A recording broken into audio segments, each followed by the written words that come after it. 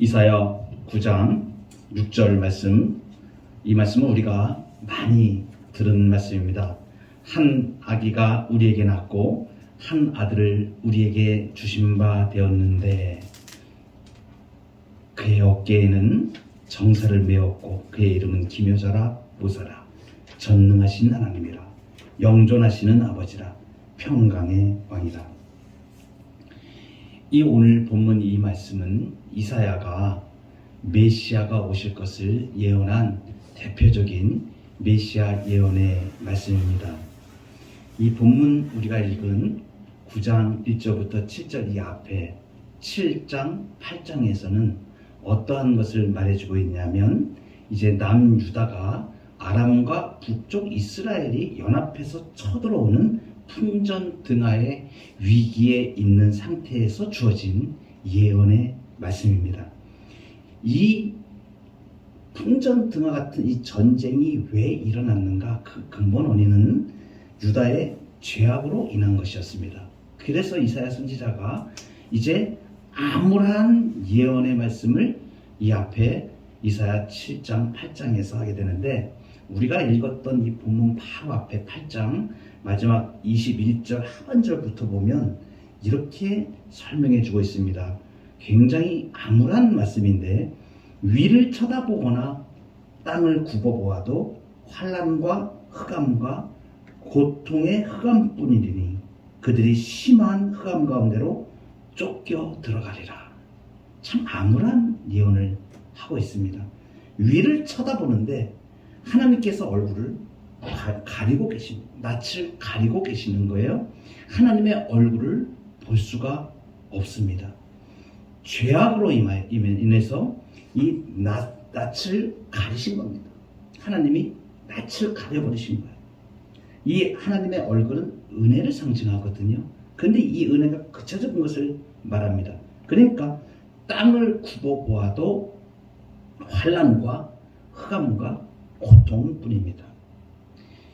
이 흑암이라는 원문의 히브리어 언어는 하세카라는 단어를 쓰고 있는데, 이것은 빛이 전혀 없는 칠흑 같은 어두움을 강조하는 단어입니다. 이 흑암은 사람 마음속에 공포를 일으키게 됩니다. 그리고 사람의 삶의 방향을 상실하게 합니다. 이처럼 고통이 짙은 안개처럼 휘몰아쳐서 어디로 가야 할지 모르는 이런 지경에 처하게 되는 것을 말씀해 주고 있습니다. 환난과 흑암에 있는 인생들의 행태가 어떠합니까? 몹시 격분한다고 오늘 바로 앞선 21절에 말씀해 주고 있고, 자기 스스로 분노와 경노에 휩싸여서 어쩔 줄 모르는 모습을, 흑암에 있는 상태를 표현해 주고 있습니다.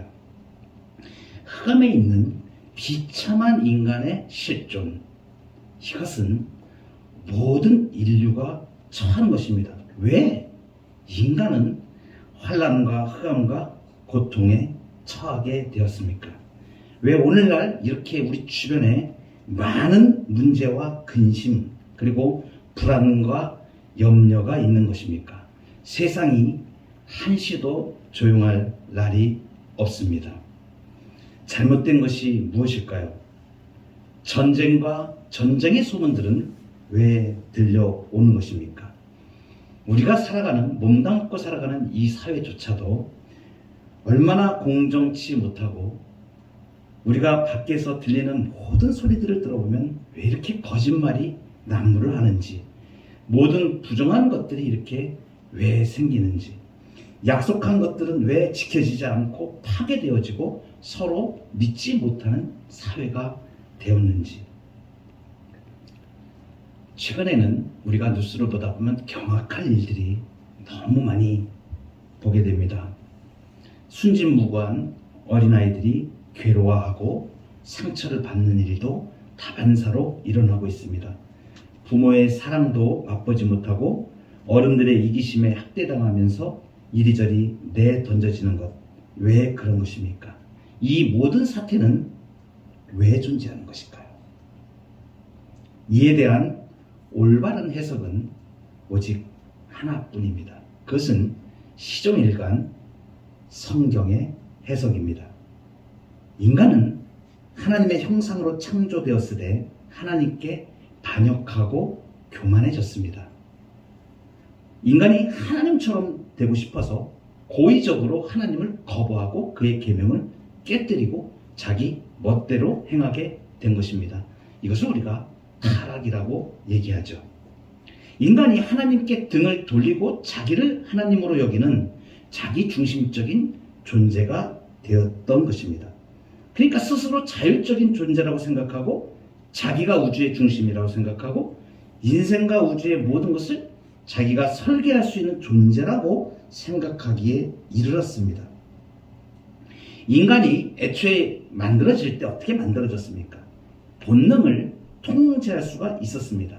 그런데 하나님께 불순종하는 순간에 하나님과의 관계를 끊어지게 되었죠.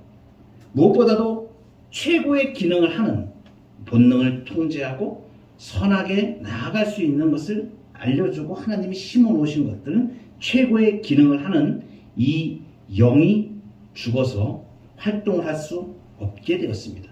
그래서 사도 바울은 에베소서에서 이러한 표현을 해주고 있습니다. 너희의 허물과 죄로 죽었던 너희를 살리셨도다. 허물과 죄로 죽은 인생을 말합니다. 이것은 인간이 영적으로 죽고 하나님을 알지 못하며 하나님의 존재를 인식하지 못하고 그러니까 하나님과 교제하면서 살지도 못하는 단절된 상태를 말합니다. 그러니까 인간의 영이 생명을 잃음으로 인간은 균형을 잃게 된 것입니다. 이것이 매우 중요합니다. 오늘날의 인간들은 영과 이성적인 정신에 의해서 다스림을 받는 것이 아닙니다. 그러면 인간은 지금 무엇에 다스림을 받고 있는가? 인간은 탐욕과 욕구의 다스림을 받을 뿐입니다.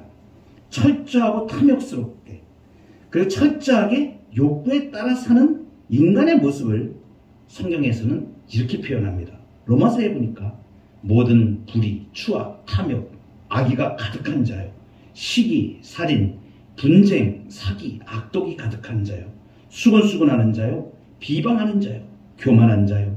자랑하는 자요. 악을 도모하는 자요. 부모를 거역하는 자요. 우매한 자요. 배약하는 자요. 무정한 자요. 무자비한 자. 그래서 그 결론적으로 인생에 대하여 어떻게 성경은 정의하고 있는가 하면 육체와 마음에 원하는 것을 하여 본질상 진노의 자녀이었다. 이렇게 에베소서 2장 3절에 말씀해주고 있습니다. 보세요. 탐욕과 욕구로 인하여서 이 온 세상의 질투라든가 악이라든가 증오라든가 경쟁의식, 갈등 이런 분쟁이 다 생겨난 것입니다. 이것이 확대되어지면 국가 간에 전쟁이 발생하기도 합니다.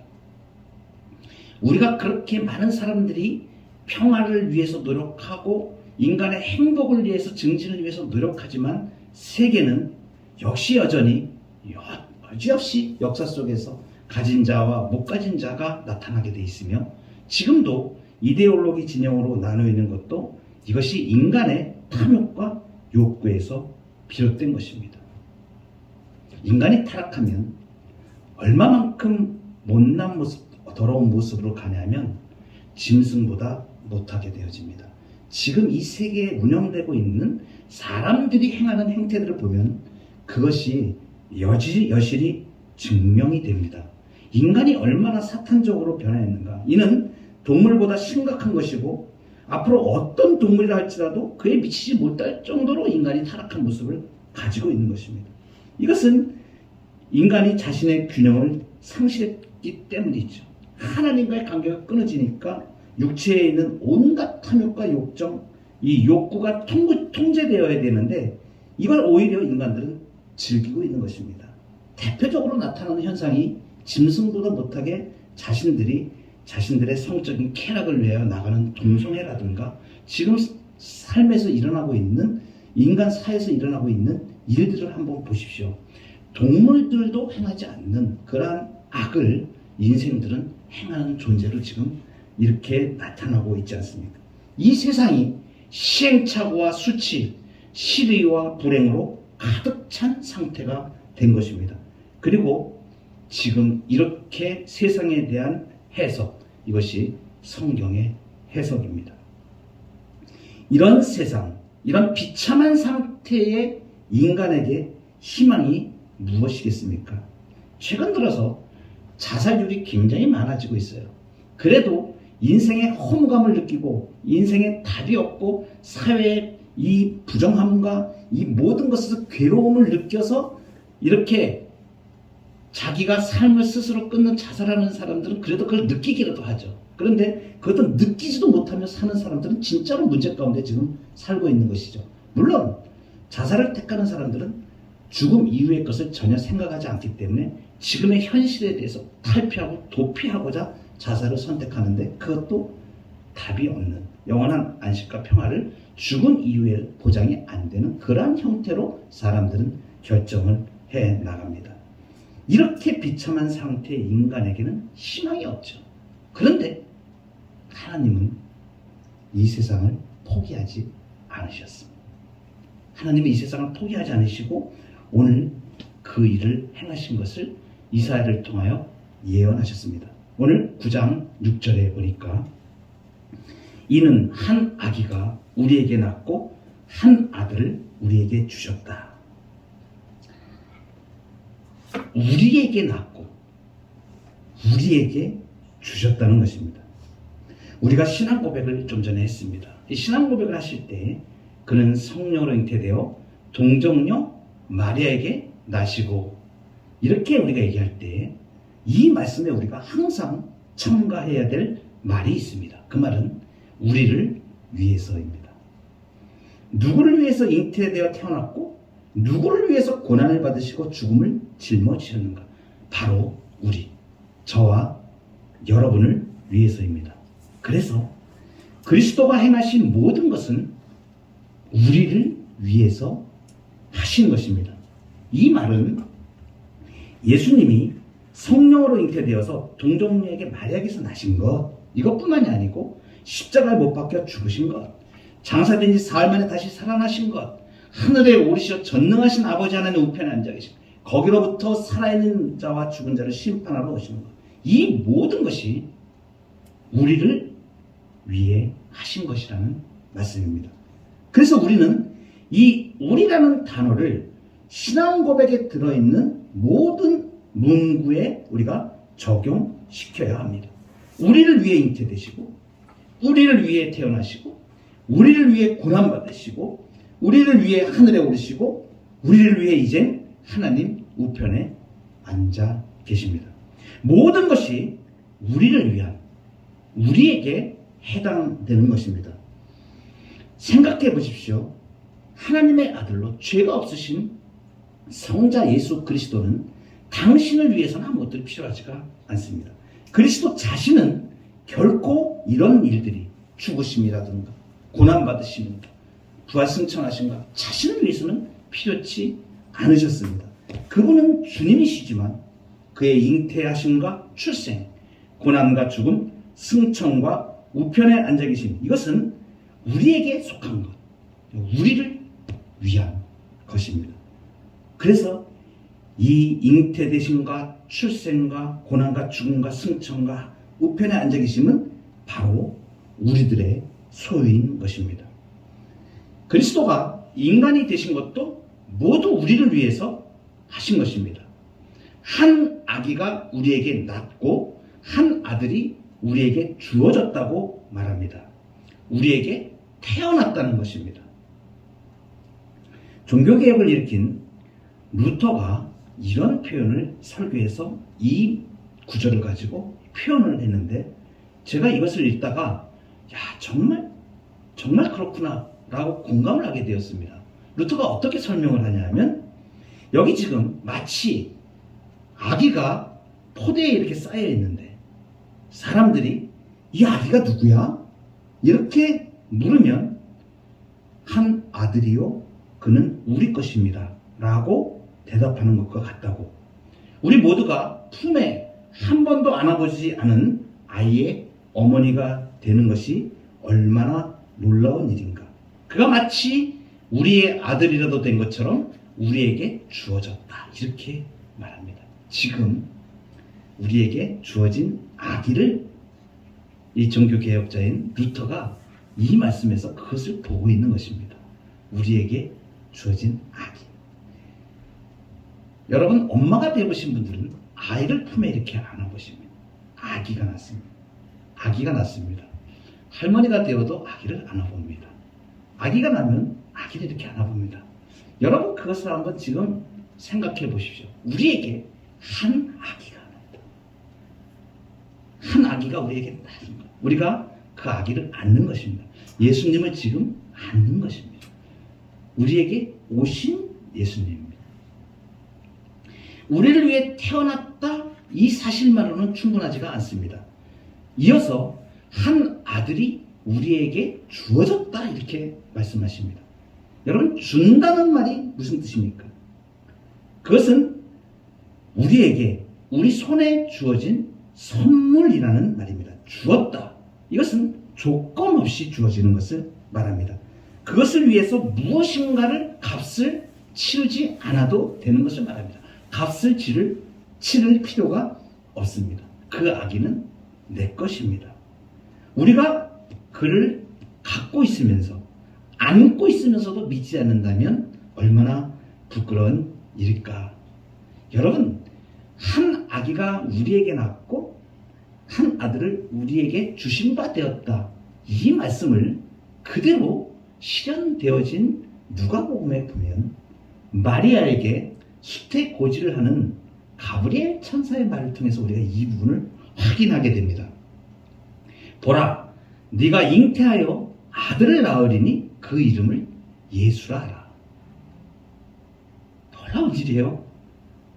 동정녀 마리아한테 가서 가브리엘 천사가 하나님의 말씀을 전하는데 네가 잉태하여 아들을 낳는다고 얘기합니다. 아들을 낳는다고 얘기합니다. 아들입니다. 그 이름까지 정해주죠. 예수라 하라. 성령이 내게 임하시고 지극히 높으신 이의 능력이 너를 덮으리니 이름으로 나실 바 거룩한 이는 하나님의 아들이라 일컬어지리라.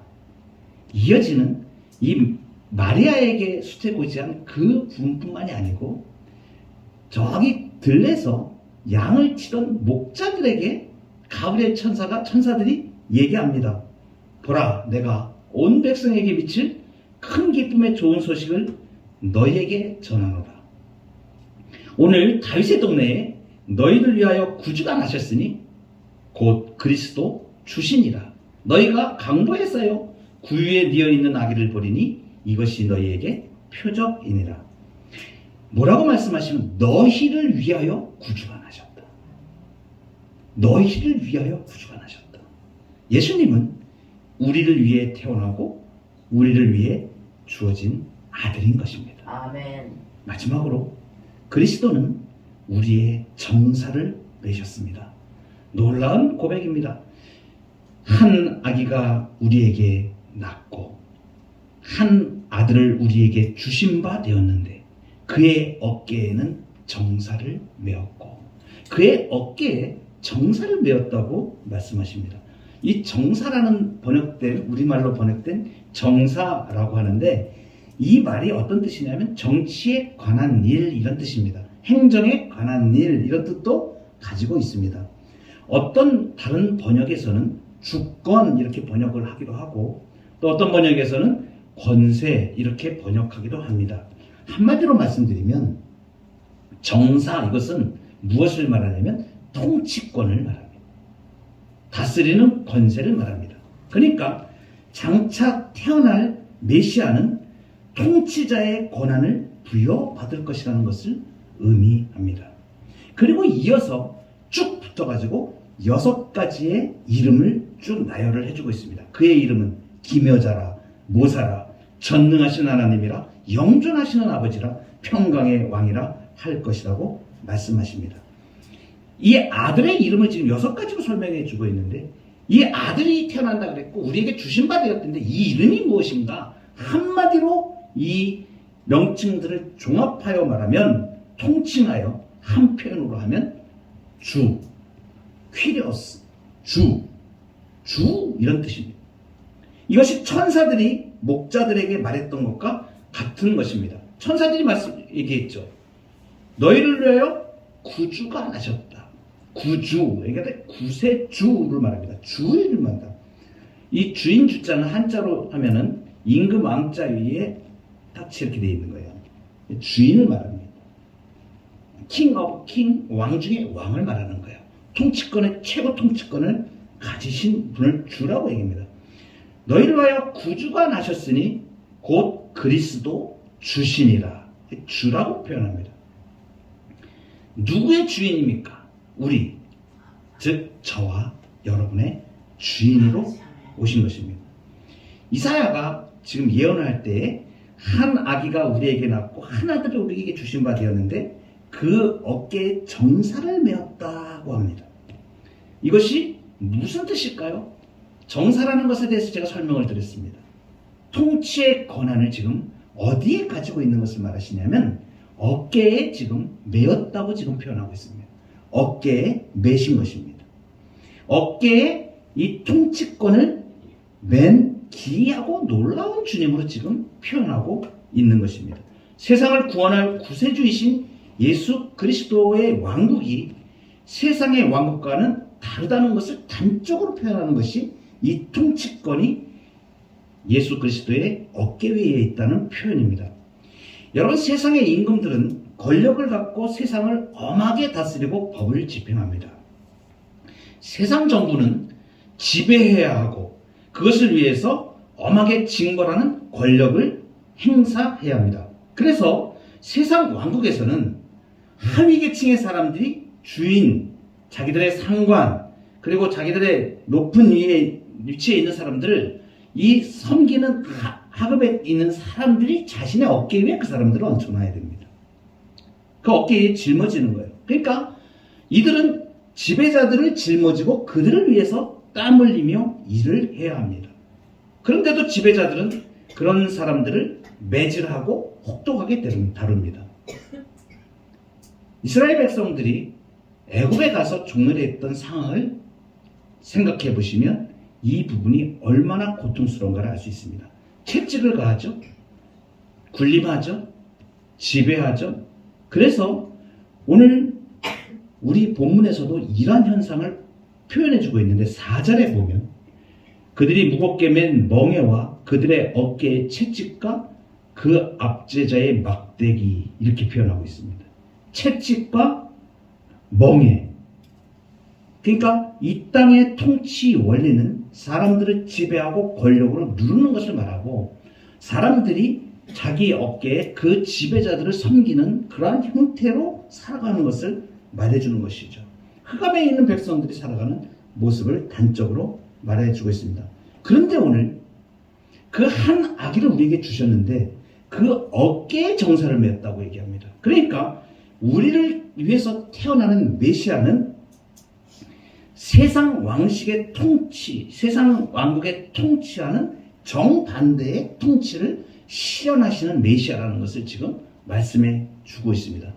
그가 메시아가 통치자이신데 그가 오히려 우리를 어깨에 메신다는 것을 말해줍니다. 우리를 짊어지시는 것이에요. 그러니까 우리가 메시아의 어깨에 놓여지게 되어집니다. 그리스도의 왕국은 어떤 것을 말하는가? 예수 그리스도의 통치 영역은 그리스도를 믿는 모든 신앙인들이 우리 주 예수 그리스도의 통치 영역입니다. 그리고 그 통치 영역에 있는 그리스도인들이 그 땅의 백성들이고 그의 땅입니다. 그런데 그의 통치권이 지금 어디에 있다고 얘기하냐면 그 메시아의 어깨 위에 있다고 얘기합니다. 그의 통치권이 발밑에 있는 것이 아니라 그의 어깨 위에 있다는 것. 이것은 뭐냐면 그리스도의 나라가 메시아 되신 예수께서 당신의 백성들을 짊어지고 이 땅을 통치하신다는 걸 말하는 거예요. 어깨에 짊어지고 통치하신다. 그러니까 우리가 그리스도의 어깨 위에 놓여져 있는 자들이라는 것을 말하는데 이것이 어떻게 가능해졌냐 하면 그 메시아가 값을 치르고 보상하고 고난받아서 우리를 짊어지셨다는 것을 말해줍니다. 이러한 어깨에 정사를 맨 예수 그리스도의 모습을 잘 표현해주는 그림이 하나 있습니다. 많이들 보셨을 겁니다. 성화에 이렇게 액자에도 있고 그런데 누가복음 15장에 나오는 잃었던 양 한 마리를 찾아내서 어깨에 메고 이렇게 돌아오는 목자의 그림을 보신 적이 있으실 것입니다. 양 한 마리를 다 어깨에 이렇게 메고 잃은 양의 비유를 주님이 말씀하셨었죠. 너희 중에 어떤 사람이 양 100마리가 있는데 그 중에 하나를 잃으면 99마리를 들에 두고 그 잃은 것을 찾아내기까지 찾아다니지 아니하겠느냐. 또 찾아낸 즉 즐거워 어깨에 메고 집에 와서 그 법과 이웃을 불러 모으고 말하되 나와 함께 즐기자. 나의 잃은 양을 찾아내었노라 하리라. 예수 그리스도는 자신이 섬김을 받으려 한 것이 아니라 오히려 우리를 섬기고 짊어지셨습니다. 이것이 어깨에 정사를 메신 메시아의 모습입니다. 너의 모든 허물은 나의 어깨 위에 놓여 있다. 우리가 그리스도의 어깨 위에 메어진다는 것은 그리스도가 나를 위해 모든 값을 치르셨고 그의 십자가는 내 죄가 거기에 전가되었고 내 죽음이라는 것을 내가 믿는 것을 말합니다. 우리의 정사를 메신 예수 그리스도. 오늘 성탄절에 한 아기 우리에게 오셨고 또 선물로 우리에게 거저 주셨고 이 땅을 살아가면서 우리의 모든 정사를 그 어깨에 짊어지셔서 잃어버린 양을 어깨에 메고 행진하여 가는 목자의 모습처럼 믿는 주의 백성들을 이 땅에서 안위하시고 또 마지막 최후의 심판 때까지 승리를 얻을 때까지 동행하여 가시는 목자의 아름다운 모습을 우리에게 보여주십니다. 우리의 정사를 메신 예수 그리스도의 은혜 가운데 날마다 거하여 가는 성도로 사시기를 축복합니다. 아멘.